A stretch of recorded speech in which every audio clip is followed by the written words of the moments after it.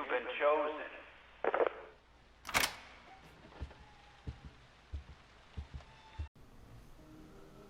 Hello, this is Ed Metos, the owner of the channel The Paranormal is Real. This is an intro into the nature of reality. Throughout my years growing up, I often wondered, what's the point of all of this? There are major narratives that define the true nature of things. The two dominant narratives are the atheistic narrative and the faith-based narrative. There are, of course, numerous sub-stories nestled within these major categories.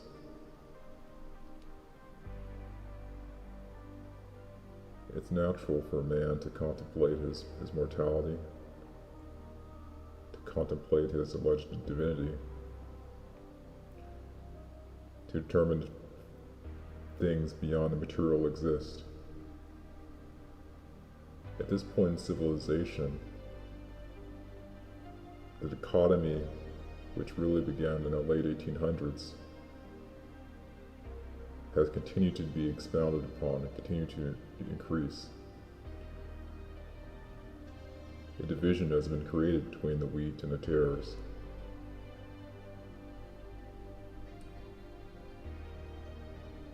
Let's just look over this sketch by Quantum of Consciousness channel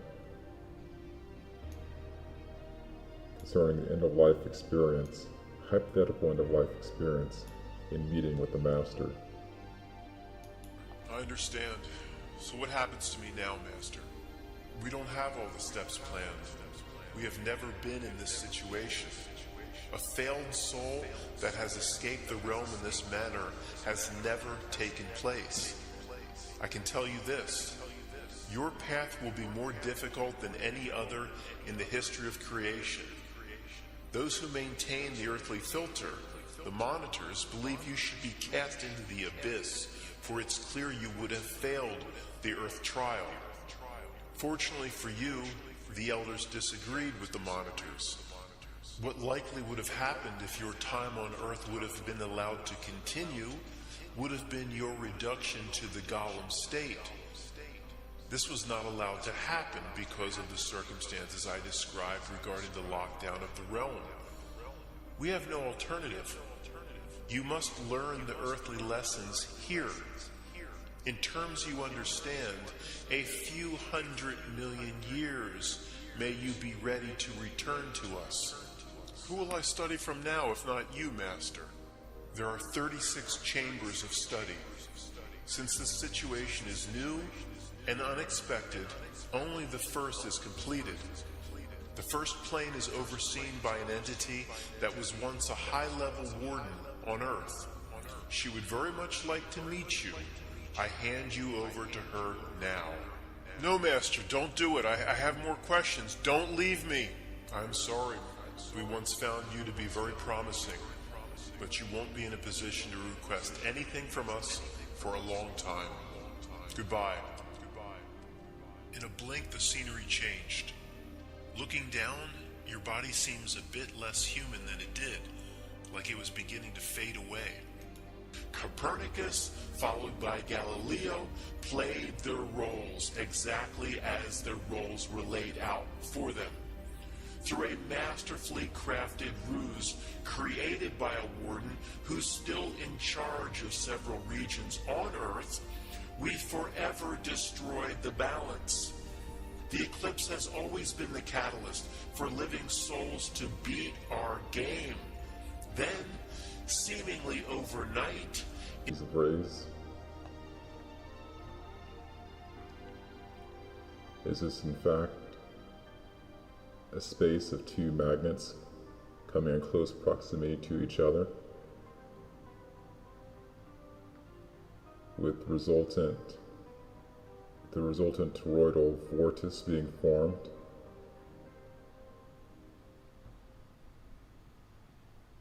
due to the negative counter space produced at the dielectric.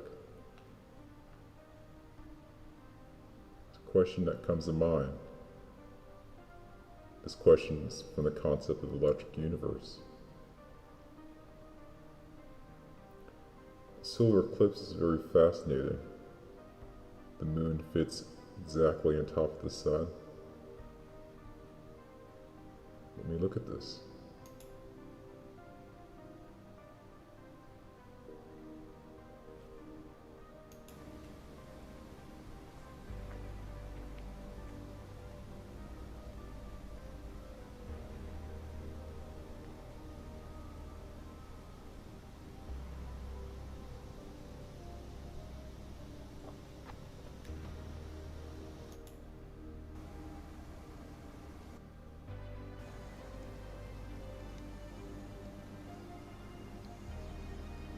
Is this phenomenon random?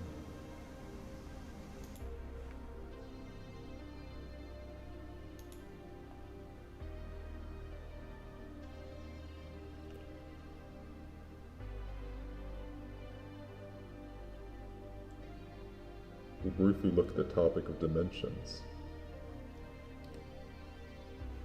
Of course, we were told that a straight line is the first dimension.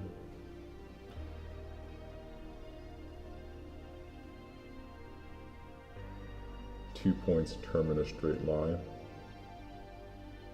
The third point is added. Two lines can be drawn together. Two lines drawn together determine a second dimension.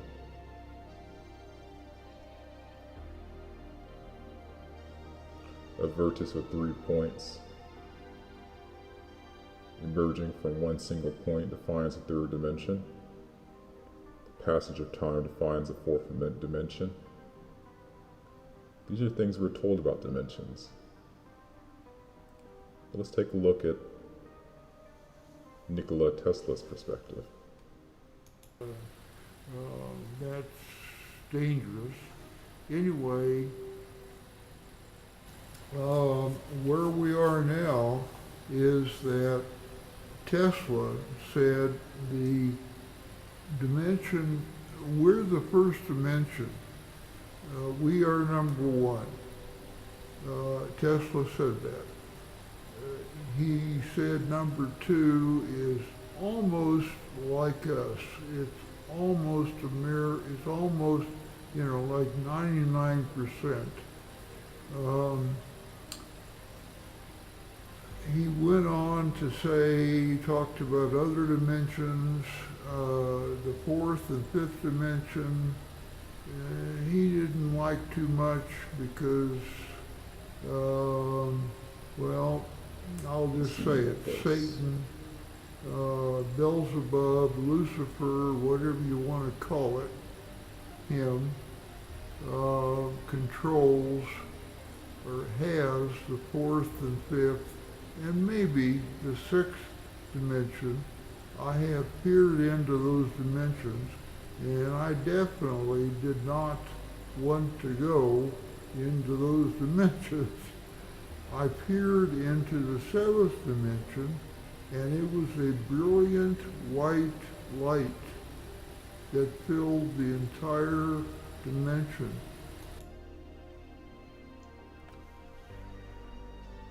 He also goes on to say that Tesla was able to view the seventh dimension. This narrator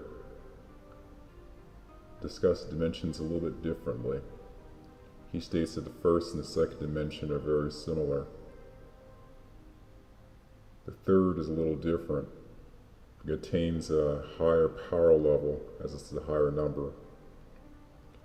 It's the author's belief that CERN essentially created the Mandela Effect by using the particle collider to merge the first and second dimension. When that occurred, the fusion created a dimension that was higher than the third dimension. This resulted in shifting reality from the first two dimensions exclusively to the third dimension and above. This resulted in some of the findings of overlay. In its theoretical framework, it appears going to higher dimensions before the seventh dimension results in traversing to more hell-like realms. So, in a sub-theory, which I'm creating now, I posit that if things seem to be more out of control, things seem to be more over the top, it could have to do with the fact that the dimensions were altered such that our current dimension is closer to the hell realms, which are the fourth, fifth, and sixth dimension. These dimensions, the city's still in chaos, the phones are not under the dominion of Beelzebub, being closer to these hell realms, things are, as I should say, just a bit more extreme, more over the top. What do I mean?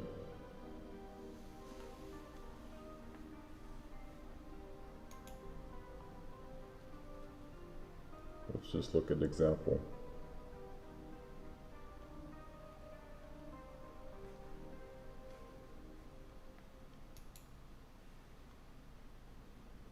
the dreadful collapse of the Twin Towers of the World Trade Center. But New York very much working properly, the subway lines are not working properly. And we know that down there near the World Trade Center there are 3 schools that are being turned into triage centers for emergency treatment. And I know that over in New York Harbor, where the famous Statue of Liberty is, there's a field hospital where 1,500 people are being treated. Essentially, and we have heard, though it's unconfirmed, this building is reported to collapse before it actually collapsed. So you have this. You have this here.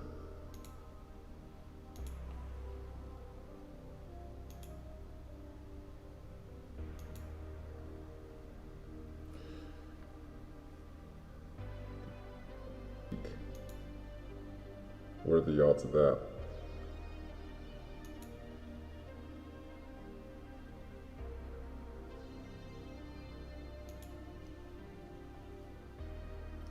It's a British astronaut. Here he is aboard the ISS,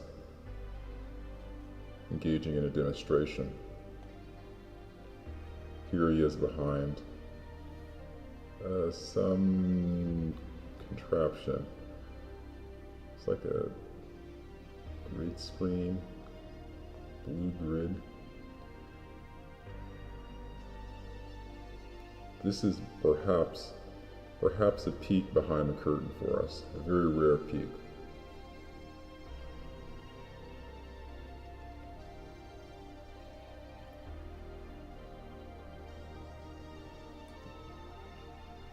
Ironically, the astronaut's featured. His name is Tim Peake, as these contraptions allow you to show some practical effects. We see the behind a curtain world. We see the projected world. These are 2 different realms.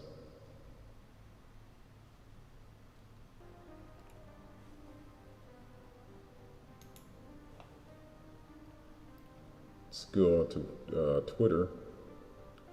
What do we have here? We have David St. Jacques Twitter account. We have defines the various different types of orbits satellites can have. Numerous different types of orbits. They are real, right? All satellites do go into orbit. There should be quite a few of them out there, right? There should be about 8,000. An entire constructed world of tweets. A world of his experiences. Look at his pictures of Earth. Isn't that beautiful? He tweets in French, he translates in English. There can't be anything wrong with this. This has to be what's there, right? right? Look at all the effort he went through to put all these tweets up. It's been great effort. Let's look at the Wikipedia for satellite. Look at the great effort expended in producing this article. There's even a space surveillance network that determines the location of the various satellites.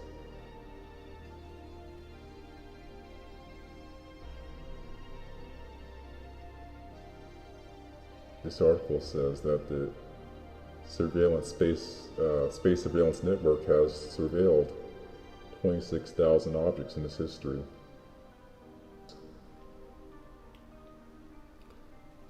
Let's take away the search term balloon. Let's just go to more generics. This is how many objects it's currently surveilling.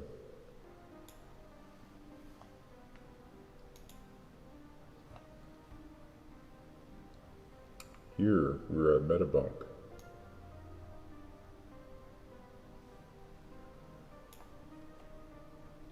We're explaining away this rare finding of downed satellites with balloons attached to them, apparently.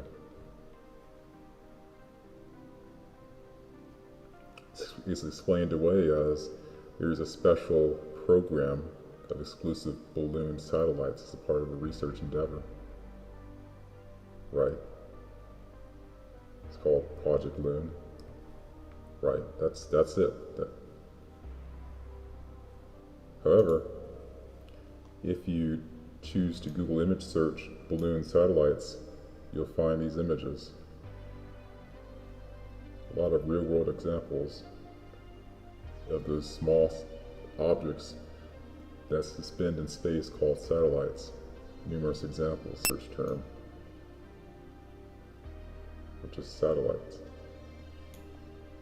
And look what we have. Reconcile this, people. Reconcile this. What does this mean? We have all this information. We have to come to a determination as far as the true nature of reality. The person who thinks will come to specific conclusions. The person who accepts will come to their set of conclusions. You think, you accept. You would say, we all think, we all accept.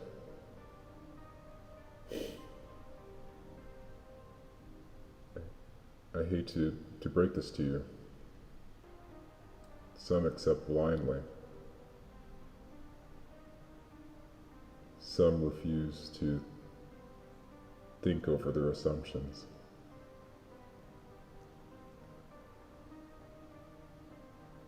I'm all for the variant of reality, where everything is explained practically.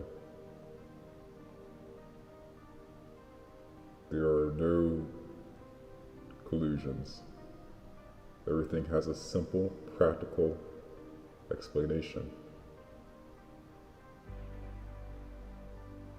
You can use deductive reasoning to the cause, reality I just showed you.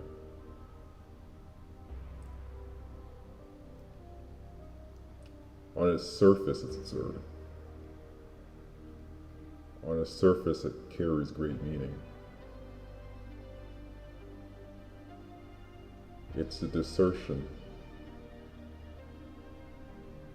of this reality. It's the attempt to peek beyond the veil.